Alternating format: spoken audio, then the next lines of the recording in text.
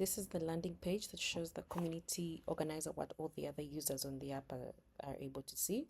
They can then select their community to see how that looks and of the information of their events and how they can be reached.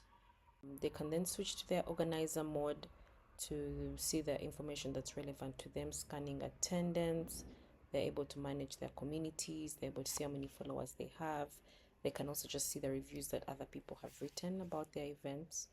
And then we have and also manage memberships.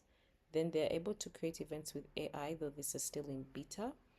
And they enter information, and that is improved using AI, or provided they're given a first draft using the AI, and then scored and given recommendations on how they can improve that.